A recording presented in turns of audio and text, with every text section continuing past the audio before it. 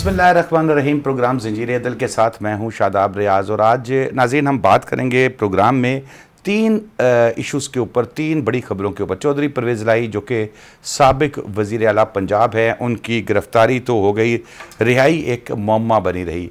और उसके बाद फिर हम ये भी बात करेंगे कि जो नज़रसानी की अपील है इलेक्शन कमीशन से मुतालिक, उस पर क्या समात हो रही है, नैब कानून के मुताबिक क्या बात हो रही है, नैब कावानीन में जो तरमीम की गई थी उस पर क्या बातचीत की जा रही है, उसकी जो प्रोसीडिंग्स हो रही हैं उनमें क्या क्या कहा जा रहा है, रिमार्क्स क्या सामने आ रहे हैं। जस्टिस मंसूर अली शाह साहब के रिमार्क्स भी सामने आए और सोशल मीडिया पर भी काफ़ी वायरल रहे।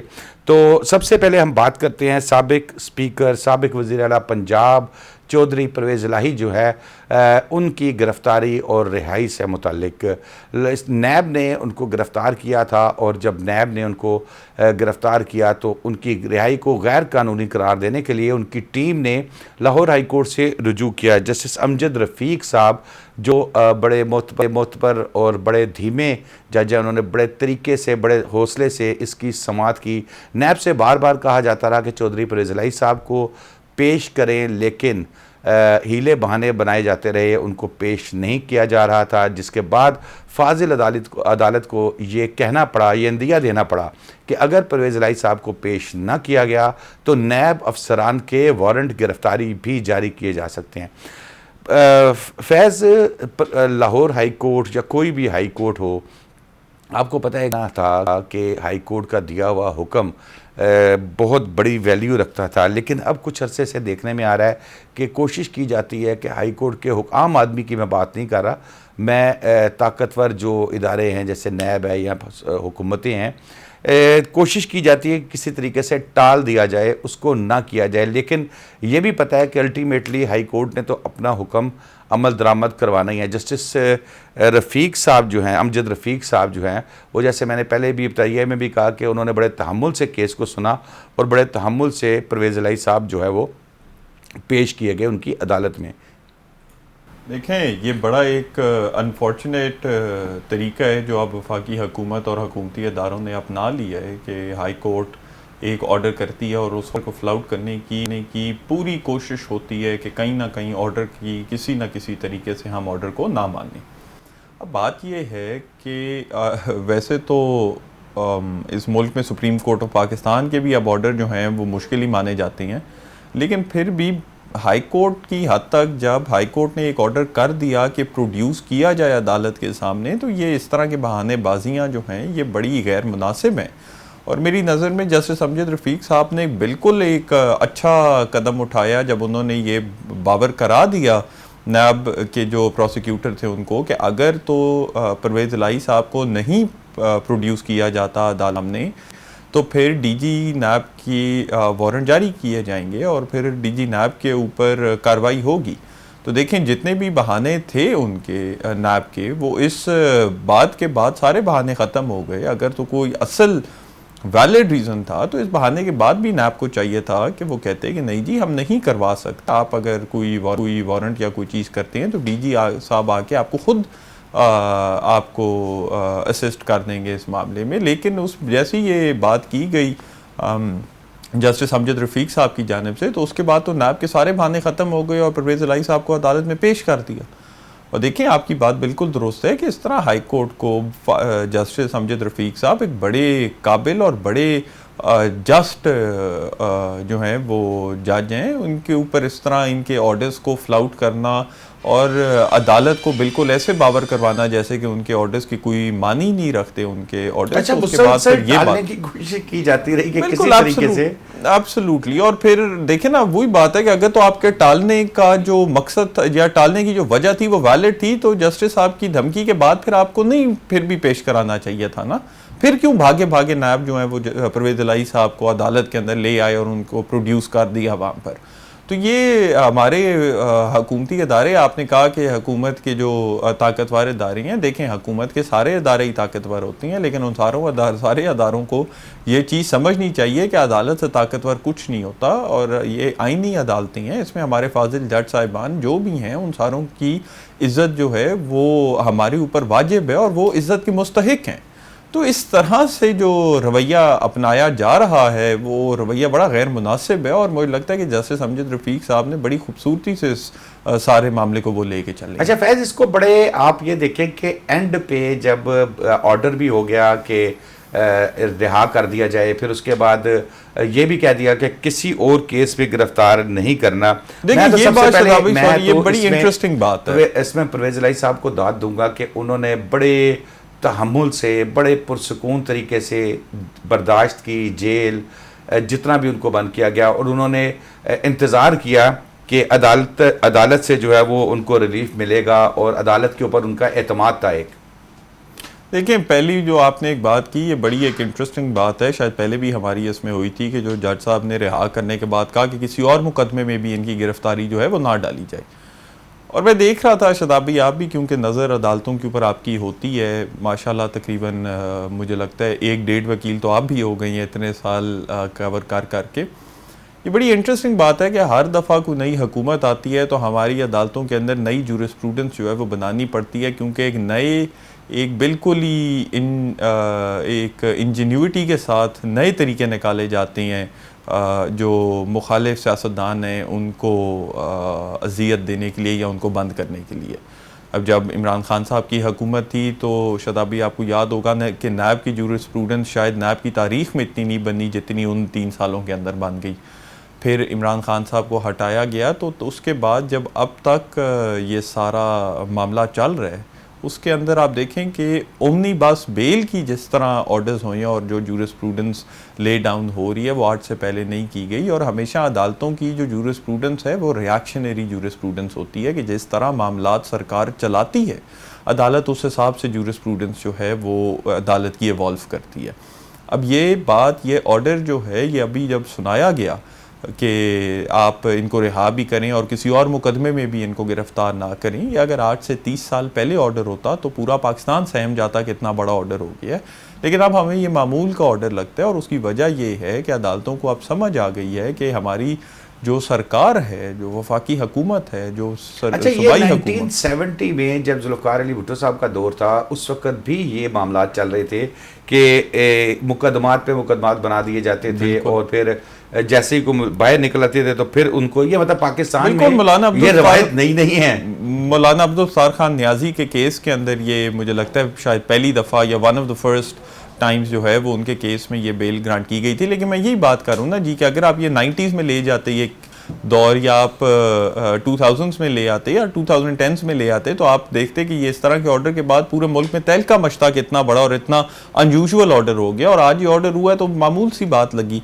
उसकी वजह यह है कि ये दिखाता है हमें ये ऑर्डर इटसेल्फ, और इस ऑर्डर का पर जो रिएक्शन आया उससे ये नज़र आता है कि ये अब अदालतों को समझ आ गई है कि हमारी सरकार, सूबाई हुकूमतें, वफाकी हुकूमत और जो हुकूमती इदारे हैं उन्होंने पूरी कोशिश करनी है एक विंडिक्टिव एजेंडा से कि लोगों को उनके बुनियादी हकूक़ से उनके बुनियादी हकूक़ जो है वो वायलेट किया जाए, और उसके साथ साथ अदालतें इस तरह का कर रही हैं। अब देखें ना इस तरह अब ये जैसे ही ये ऑर्डर हुआ तो उसके बाद भी कोई पंजाब पुलिस और नायब हुकाम के दरमियान कुछ थोड़ा बहुत तसादम हुआ, धक्कम पेल हुई, कुछ शायद गालम गलोच हुआ, तो उससे क्या नज़र आता है हमें? उससे नज़र ये आता है कि जब नैब, उससे ये नज़र आता है कि नैब गिरफ्तार नहीं करना चाह रही थी लेकिन पुलिस वाले चाह रहे थे गिरफ्तार करें। बेसिकली बात यह है कि इसका यही मतलब है ना कि नैब के पेश करने से पहले ही ये एक दिमाग बन चुका था कहीं ना कहीं कि परवेज़ इलाही साहब को फिर गिरफ्तार करना है, जो भी हो जाए उनको छोड़ना नहीं है। तो ये इस तरह मेरी नज़र में कि ये बड़ा गलत एक प्रेसिडेंट्स सेट हो रही हैं, ये बड़ी गलत मिसालें सेट हो रही हैं, और ये इसको at some point in time किसी को बैठ कर सोचना चाहिए कि मुल्क को और मुल्क की समाज और सियासत और आइन और कानून को किस हद तक आप धकेल देंगे, किस हद तक वायलेट कर देंगे। लेकिन फैज़ आप देखें ना, ये एक चीज़ का अफसोस भी होता है कि आप ये देखें कि ये लोग पढ़े हैं कि जी चौधरी परवेज़ इलाही को नहीं छोड़ना, ये लोग पढ़े हैं कि फ़लाँ लीडर को नहीं छोड़ना, फ़लाँ लीडर को नहीं छोड़ना। अवाम जो है इसकी किसी को परवाह नहीं है। आप ये देखें पेट्रोल कितना 305 रुपये तक पहुंच गया है, फिर बिजली की कीमत, लोग अपने बिल जला रहे हैं, लोग अपने खुदकुशियां करने के ऊपर मजबूर हो रहे हैं भूख से, जी देखें कराची के अंदर के इलेक्ट्रिक के एहलकारों के ऊपर तशद्दुद हुआ, अवाम ने गलत था।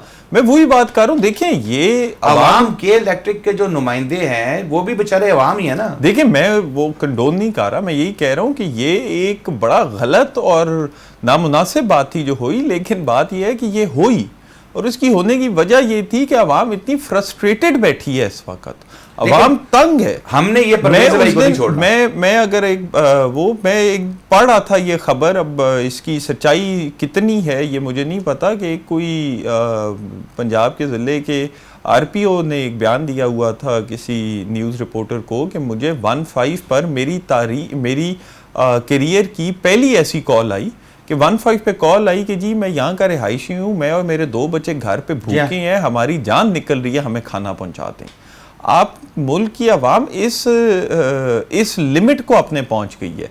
ये जो बिल जलाना है या ये जो के इलेक्ट्रिक के हुकाम को तो नहीं ना छोड़ना। मैंने यही आपसे बात की ना कि ये अब चाहिए कि कहीं ना कहीं ना आवाम गई, ये अभी चाहिए ना कि कहीं ना कहीं बैठकर ये सोच विचार किया जाए कि क्या कर रहे क्या हैं हम। आपके मुल्क में जब इंटरिम हुकूमतें ऐसी होती हैं जो आपकी इलेक्टेड हुकूमत से भी ज़्यादा प्रोएक्टिवली पॉलिसी मेकिंग में मुलव्वस हैं, आपके मुल्क के अंदर इंटरिम हुकूमतें ऐसी हैं जो आपकी इलेक्टेड हुकूमतों से भी ज़्यादा जो है वो कानून नाफिज करने वाले इदारों के ऊपर हावी हैं। आपके मुल्क में अदालत एक बंदे को छोड़ती है तो उसके बाद 4-4 दफ़ा और उनको गिरफ्तार कर लिया जाता है, वो जेल से निकलते नहीं है कि फिर जेल में चले जाती हैं, और साथ साथ अवाम के ऊपर एक महंगाई का बम्स के बाद दूसरा फेंका जा रहा है। तो उसके बाद at some point in time ये सारा सिस्टम इम्प्लोड कर जाएगा। अवाम एक हद तक बर्दाश्त, अगर एक मुकदमे में किसी को गिरफ्तार किया जाता है तो क्या अब वो निकले फिर दूसरे में कर लें, फिर तीसरे में कर लें, तो इसके लिए कोई कानून मौजूद नहीं है कि ये कहा हो, कोई ऐसी जजमेंट हो कि एक मुकदमे को गिरफ्तारी को जो है वो तस्वुर किया जाएगा कि वो तमाम उसके अंदर। बेसिकली तो प्रिंसिपल यही है और आपने बात बिल्कुल दुरुस्त की है, लेकिन शादाब भाई बात फिर मैं बड़ी अफसुर्दगी से कहूँगा कि जिस मुल्क में सुप्रीम कोर्ट का ऑर्डर आ जाए इलेक्शन करवाओ और इलेक्शन ना हो, तो उस मुल्क में आपको क्या लगता है कि कोई सेटल जूरिस्प्रूडेंस फॉलो होगी? आपका मुल्क इस वक्त एक लीगल फ्री फॉल में है और किसी को नहीं पता कि ये फ्री फॉल का इख्तिताम कब होगा, ये मुल्क किस जगह जा गिरेगा। और जब तक इसके ऊपर किसी की अटेंशन ना गई और इसके ऊपर कुछ सर्टेन लेवल तक काम ना शुरू हुआ, तो ये सारा system eight one point implode कर जाएगा। देखें, आपने बिजली महंगी की, आपने पेट्रोल महंगा किया, अभी पेट्रोल आपका 305 के करीब है, जब पेट्रोल आपका 350 पे जाएगा और बिजली आप फिर कुछ 10-11 रुपए यूनिट और बढ़ा देंगे, तो उस पॉइंट पे at some point in time आपकी आवाम फट जाएगी, ये सारा सिस्टम इम्प्लोड कर जाएगा। ये देखिए ना, ये बिल्कुल ही एक ना तो किसी के बुनियादी हकूक़ की यहाँ पर प्रोटेक्शन है, ना आपको कानून नाफिज करने वाले अदारों के ऊपर एतबार रह गया है जो हैं उनके पास, वो आपको प्रोटेक्ट करेंगे, ना कि वो आपको और आपकी तजलील और आपको अयत दें। ना तो आपको अपनी अदालतों के ऊपर एतबार, इस हद तक नहीं कि अदालतें ऑर्डर नहीं करती, इस हद तक कि वो ऑर्डर मानेगा कौन। तो at some point in time ये सारा ये बड़ी एक मुझे लगता है खतरनाक मोड़ पे हमारा खड़ा हुआ और ज्यादा वक्त भी नहीं है आपके पास। आपने चौधरी परवेज इलाही साहब को पकड़ा, आप उनका ट्रायल करें, अगर वो मुजरिम हैं, अगर उन्होंने जुर्म किया है, तो भाई ये जितने अरसे से 1.5 महीने से 2 महीने से वो अंदर बाहर का सिस्टम चला रहे हैं, इतनी देर में आप उनका ट्रायल कंक्लूड करें, उनको सजा दें और बंद कर दें। नहीं, मैं यही आपको बात कर रहा हूँ ना कि ये तो कानूनी तरीका है, कानूनी तरीका है कि आपने केस बनाया, अब उनके ऊपर केस सच्चा है या झूठा है वो मुझे तो नहीं पता, अदालत ने बताना ना। बिल्कुल, आपने केस बनाया, आपने केस उनको गिरफ्तार किया है, केस में आप केस के अंदर अपने सबूत पेश करें, अपनी तफ्तीश मुकम्मल करें और इनके ऊपर कार्रवाई करें। और जो कल वाली प्रोसीडिंग्स थी उसमें जस्टिस अमजद रफीक साहब ने भी यही फरमाया था कि जी आपने अगर इनके ऊपर कार्रवाई मुकम्मल करनी है या कोई नायब ने अपना रिप्लाई जमा करवाना है तो आप करवा दें, मैं रिहा कर देता हूँ, आप जमा करवा देंगे, उसके बाद देख लेंगे कि इनको वापस गिरफ्तार करने या नहीं करना।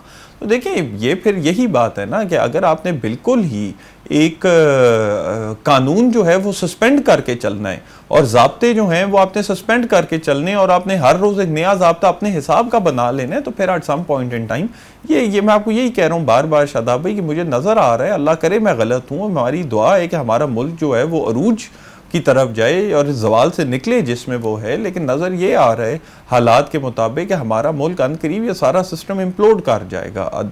जो अवाम है वो एक हद से ज़्यादा उनकी क़ुव्वत बर्दाश्त नहीं है, अवाम की जिस दिन बर्दाश्त ख़त्म हो गई वो बड़ा ख़तरनाक दिन होगा।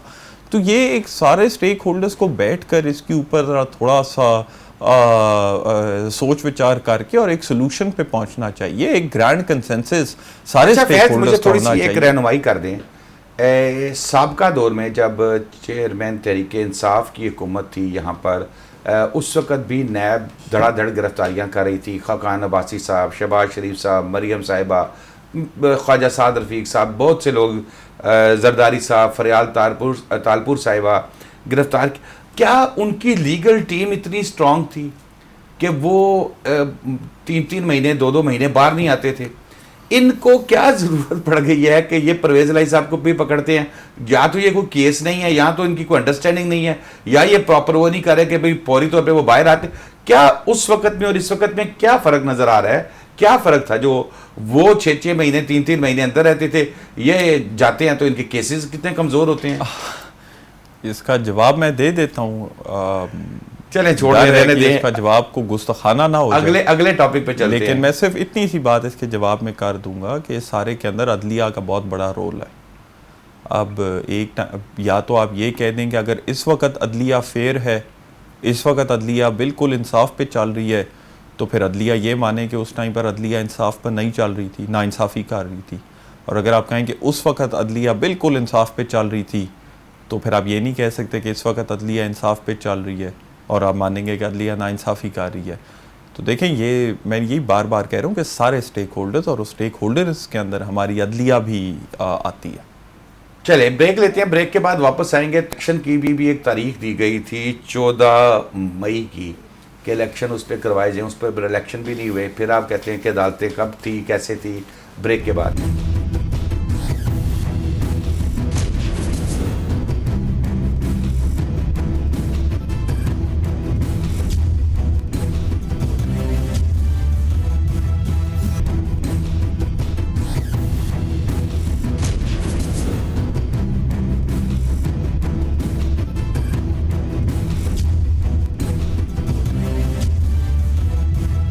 वेलकम बैक नाजरीन।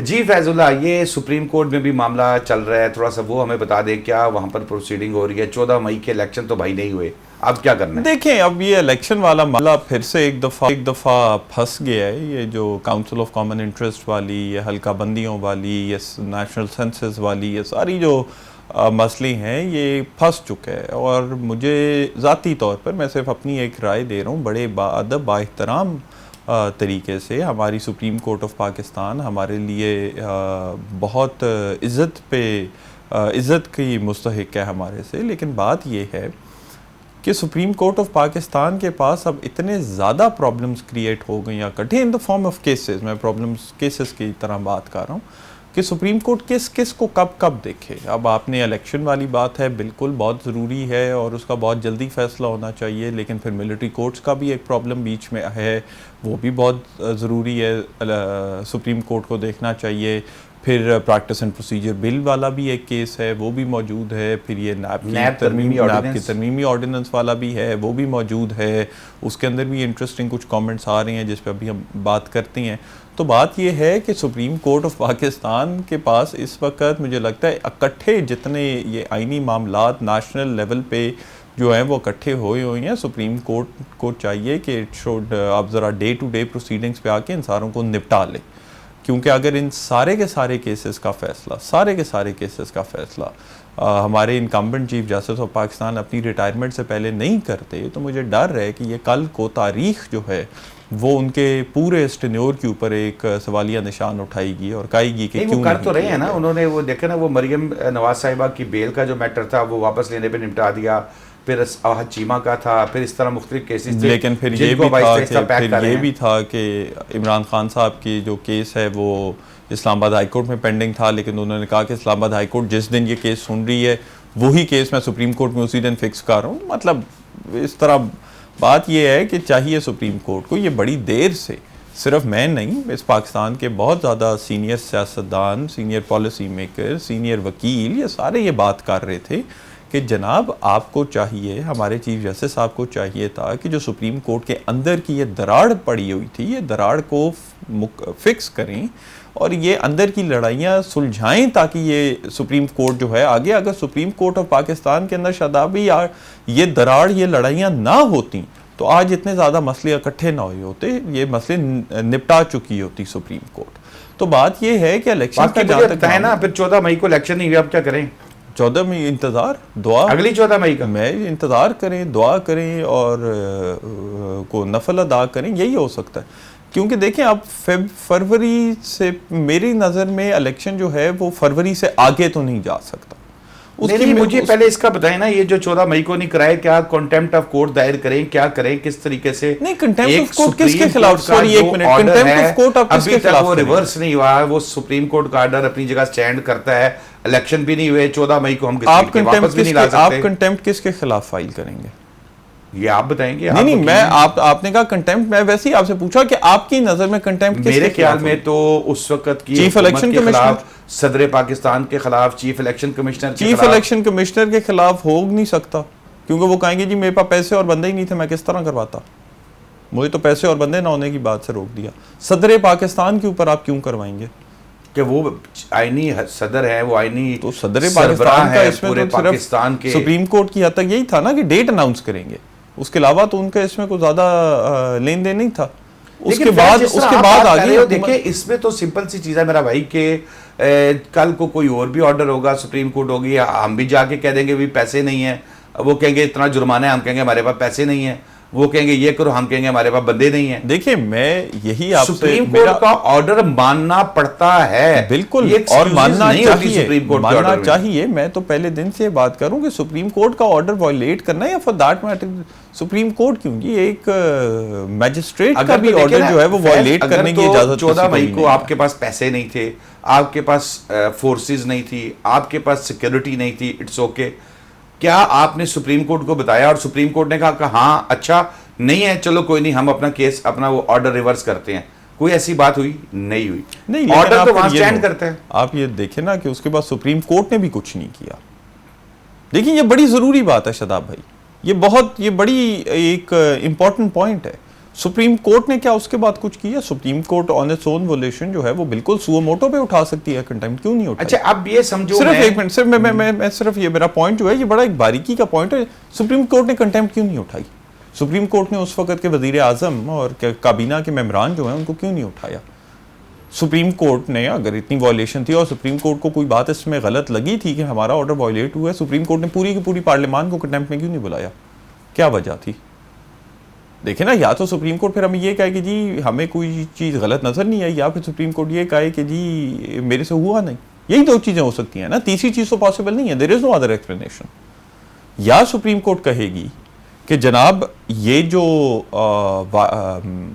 सारा कार्रवाई हुई इलेक्शन ना होने की, या सुप्रीम कोर्ट कहेगी कि जी इसमें हमने वॉयलेशन नहीं देखी थी इसलिए कंटेम्प्ट नहीं उठाई थी, या सुप्रीम कोर्ट कहेगी कि इसमें हमने वॉयलेशन देखी थी लेकिन हमने कुछ किया खुद नहीं है। तो दोनों उस पर फिर सुप्रीम कोर्ट का काम है ना अपना ऑर्डर इंप्लीमेंट करवाना, क्यों नहीं करवाया? एक इससे पहले भी ऑर्डर था जस्टिस जवाद ख्वाजा साहब ने, जो आई थिंक उर्दू में बिल्कुल, मैं उस तरह बड़े ऑर्डर को बनाने के, कब वो भी नहीं हुआ अमल, तो इसको भी हम डाल दें। उस तरह बड़े ऑर्डर हैं, उस तरह बड़े ऑर्डर हैं। कराची में बड़े पुराने ऑर्डर्स हैं कुछ इमारतें गिराने की, वो अभी तक खड़ी हैं। राइट, तो मैं यही बात करूं कि ये फिर सुप्रीम कोर्ट, अगर तो ये बात है कि क्यों नहीं हो रहा, तो फिर सुप्रीम कोर्ट हमें बताए क्यों नहीं हो रहा। सुप्रीम कोर्ट में देखिए, मैं आपको प्रैक्टिकल जवाब मैं आपको प्रैक्टिकल जवाब दे देता हूं, इस बात का। प्रैक्टिकल जवाब ये है कि हुकूमत और सुप्रीम कोर्ट का तसादम बड़ा पहले से आर्टिकल 63A वाली जजमेंट से शुरू हो गया था।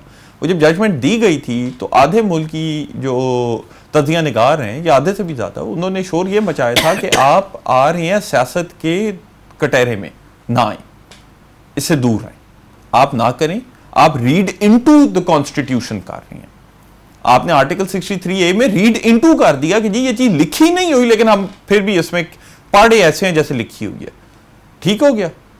तो फिर आपने एक तसादम सियासत पार्लियामान हुकूमत के साथ सुप्रीम कोर्ट ने गलत लिया, उसको कोई डिनाई नहीं कर सकता।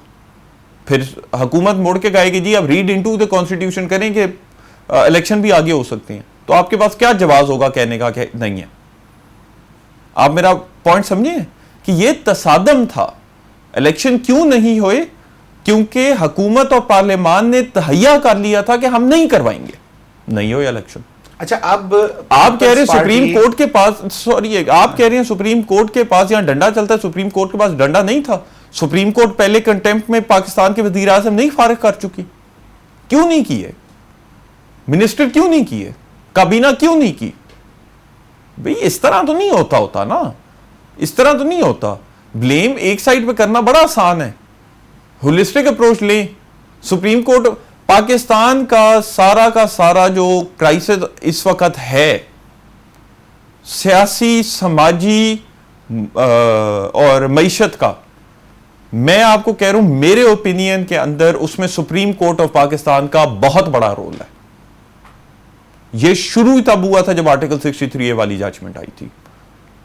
आप तारीख में यह पढ़ाया जाएगा कि यह डाउनफॉल शुरू कहां से हुआ था, ये सारे मसले शुरू कहां से हुए थे, ये उस जजमेंट से शुरू हुए थे। इस तरह ना करें, एक साइड पे ब्लेम डालना बड़ा आसान है। मैं बार बार आपके इस प्रोग्राम पे बार बार आके ये बात करता हूं, अभी भी की है, कि अगर आपको इस चीज का हल चाहिए, सारे स्टेक होल्डर्स इकट्ठे एक टेबल पे बैठें। कैसे? लेकिन वो नहीं बैठेंगे, वो नहीं बैठेंगे। एंड में अवाम उसी तरह पेट्रोल पंप पे शोर मचाएगी। लेस्को और के इलेक्ट्रिक के, आप इस वक्त आप जरा थोड़ा सा पावर में हैं, मैं बिल्कुल भी नहीं, मतलब जो जेलों में कैद रखा हुआ है जिन लोगों को, उन्हें निकालें, उन्हें एक टेबल पे लेके आए। इस वक्त तो कहीं इधर उधर भी कमरे में भी नहीं छुप सकते ना कि मैंने नहीं बैठना टेबल पे, बिठाएं उनको टेबल पे लाके। परवेज इलाही साहब, आपको लगता है कि आपके सियासतदानों के अंदर, और इसके अंदर मैं एक बात वैसे मैं कर दूं कि इसके अंदर मेरी नजर में जो सियासी जमातों का इकट्ठा होकर बात ना करना जो है, उसमें जो सबसे बड़ा रोल है वो इमरान खान साहब का है। क्योंकि ये इतना एग्रेसिव सियासत जो है, हर किसी को चोर इल्जाम लगाना, गालम गलोच करना, धक्कम पेश करना, ये इमरान खान साहब ने शुरू किया था। उनको छोड़ दें, जिनकी बात आप कर रहे हैं वो जेल में है इस वक्त, ठीक है। आप जेल में 5-6 सियासतदान और बिठाएं, उन्हें कह जाओ इस कमरे में, क्या वो क्या मुंह ऐसे करके साइड पे हो जाएंगे? और भाई मुल्क को बचाना है ना, मुल्क के लिए सबको इकट्ठा करना है, नहीं तो करिए ना किसी ये तरीके सारों से। को देखे ना, इस चीज का एहसास अगर एक साइड, मैं समझता हूं कि देखिए जो बंदा पावर में होता है, देखिए पॉलिटिकल डिवाइड की, उसका ज्यादा फर्ज बनता है। पॉलिटिकल डिवाइड की इस वक्त तो कोई पावर में नहीं है, छोड़ दें इस वक्त आईनी तौर पे तो कोई पावर में नहीं है। देखें, इस बात ये है कि ये एहसास, ये काम तब तक नहीं होता जब तक ये एहसास दोनों साइड पर ना आए। जब तक इस पॉलिटिकल डिवाइड की दोनों साइडों पर यह एहसास नहीं आएगा, ये स्टेक होल्डर्स इकट्ठे बैठ के बात नहीं करनी। और जिस दिन ये आ गया, उस दिन आप इस मुल्क का अरूज देखना। इसका मतलब है कि फिर हमारे लिए, इस मुल्क के लिए कोई नहीं सोच रहा सियासतदान। नहीं, वो तो आपने चक्करों में है। मैंने आपको वही कहा कि अवाम के लिए 300, 350 से 350 का हो जाए, बिजली 70-70 हज़ार रुपया से लाख रुपए पे चली जाए, गैस, हर चीज, खुदकुशियां बढ़ती रहे। क्या ये लग रहा है कि आपके जो पॉलिटिशियंस हैं वो इस चीज पर मुत्तफिक हैं कि हमने किसी की परवाह नहीं करनी, हमने बस अपना सिस्टम देखना है? बिल्कुल यही होगा, और आपके शुरू से यही होता रहा, ये कोई नई बात तो नहीं है। ये तो फिर आप भी ऐसा करें, नॉर्मल प्रैक्टिस छोड़ के ना इमिग्रेशन की प्रैक्टिस शुरू करें, फिर आपका कारोबार बहुत चलेगा। बहरहाल ब्रेक लेते हैं, ब्रेक के बाद आके तो डिस्कस करते हैं जो कवानीन से मुतालिक जो है वो तरमीम से मुतालिक भी एक मामला सुप्रीम कोर्ट में चल रहा है। ब्रेक के बाद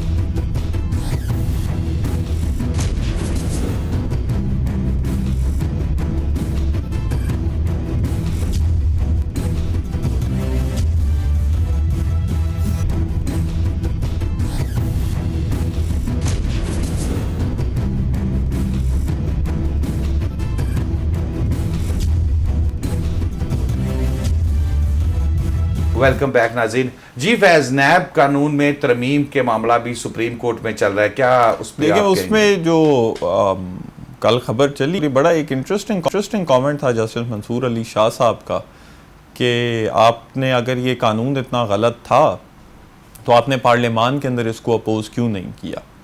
तो बात तो बड़ी दुरुस्त है और ये बात देखनी भी चाहिए, और ये बात और इस चीज़ का सवाल जो है ये पाकिस्तान की एक सियासी जमात से पूछना चाहिए कि बेशक आपको कुर्सी से हटा दिया गया, आपको वज़ीर आज़म की कुर्सी से हटा दिया, तो उसके बाद आपने अवाम का जो मैंडेट दे के अवाम ने आपको मुंतखब करके पार्लियामान में भेजा था कि हमारी आवाज़ वहाँ पर उठाएं, आपने क्यों नहीं उठाई। आपने पार्लियामान में अपोजिशन जो है वो इफेक्टिवली ज़ीरो कर दी सिर्फ एक सियासी अना के बायस, और उसके बाद जब कानून बनते थे तो आप वो कानून चैलेंज कर देते ये गैर आईनी है। तो बात मेरी नज़र में जस्टिस मंसूर अली शाह की बिल्कुल दुरुस्त है कि जी बताएं ना ज़रा कि आप पार्लियामान में क्यों नहीं थे, वहाँ आपने क्यों नहीं अपोज किया। यह अगर एक आम शहरी करे जिसको पार्लियामान के अंदर जिसकी आवाज़ डायरेक्टली नहीं पहुँचती, वो पार्लियामान में जाके कानून साजी के टाइम पर ऑब्जेक्शंस नहीं कर सकता, वो किसके थ्रू करता है, वो अपने मुंतखब नुमाइंदे के थ्रू करता है। तो जब मुंतखब नुमाइंदा जो है वो एक कुर्सी की वजह से, कुर्सी पे हटाने की वजह से वो इधर आ जाए कि जी ना खेलेंगे ना खेलने देंगे और उठ के बाहर चले जाएं पार्लियामान से, तो उसके बाद तो फिर यही होना है कि आपने कानून जो है वो हर कानून को चैलेंज करना है सुप्रीम कोर्ट में, कहना जी ये तो बड़ा गलत कानून है जी, इसको ख़त्म करें। और मुझे लगता है कि ये जो ये बदनीयती वाली बात है, जो ये बोनाफाइडी तरीके से चैलेंज किया गया है या क्लीन हैंड से आप आए हैं, तो ये चीज़ बिल्कुल देखनी चाहिए कि क्या इस तरीके से आप कानून चैलेंज कर सकते हैं या नहीं, कि जब आपके पास मौका था कि आप पार्लियामान में जाकर अपोज करते, आपने तब नहीं किया। जब वो पार्लियामान ने बना दिया तो फिर आप आगे कि जी ये देखें जी ये तो बड़ा गलत कानून है, ऐसे नहीं होता। ये जिम्मेदारी हमारे सियासतदानों पर थी। बहुत शुक्रिया फैजुल्ला खान नियाजी साहब का। नाज़रीन आज के लिए इतना ही, आइंदा जुमे नए टॉपिक्स के साथ फिर हाजिर होंगे। शादाब रियाज को इजाज़त दीजिए, अल्लाह हाफ़िज़।